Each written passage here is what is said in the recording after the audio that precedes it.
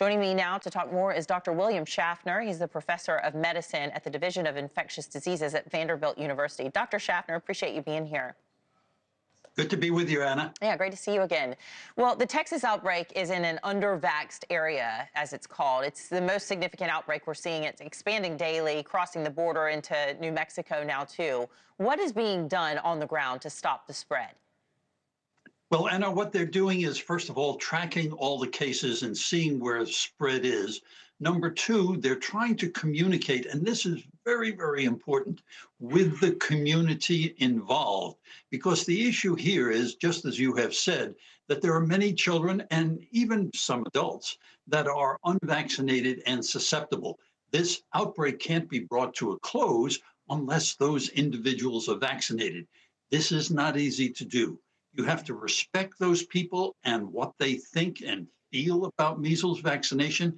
You have to reach out to community leaders, religious leaders, and try to persuade them to persuade the people in the community to actually rethink this issue and bring home to the fact that this is a threat to their children. So for most people who get measles, it presents with this horrible rash that we've seen and, a cough, a cold, but it can get really nasty. Obviously, we know that death can happen, brain swelling, blindness. I mean, it can be pretty nasty. The CDC has recorded 198 cases in the Texas outbreak since it began, and nearly 80% of which are presenting in unvaccinated children. So do you think this measles outbreak is going to have an impact on how parents feel about vaccinating their kids, not just in this part of the country, but just now that we're talking about it, and it's part of the conversation?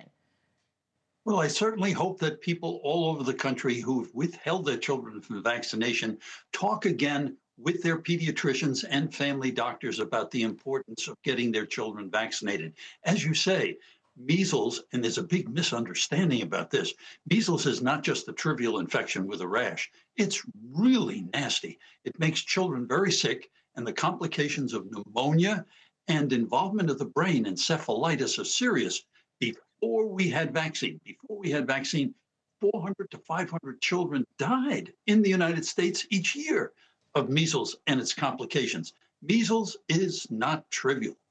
Yeah, and the HHS Secretary, Robert F. Kennedy Jr., he could really use this as an opportunity to show where he stands on all of this. He's been branded anti-vax. He says that he's not anti-vax, but he does want more research.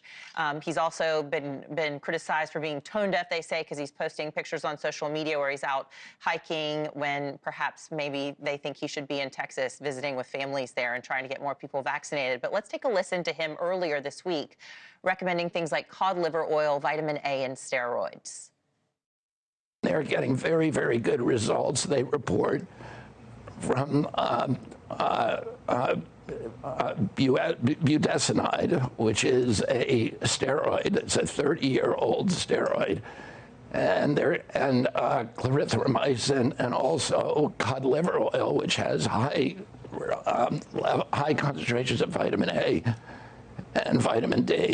So I'd like for you to talk about the effectiveness of these treatments, but also, is it fair, the criticisms that people are making and pointing it toward him? Can two things be true at one time? Maybe we should be getting our kids vaccinated, but maybe there are also other things that we should be researching as well. What do you think?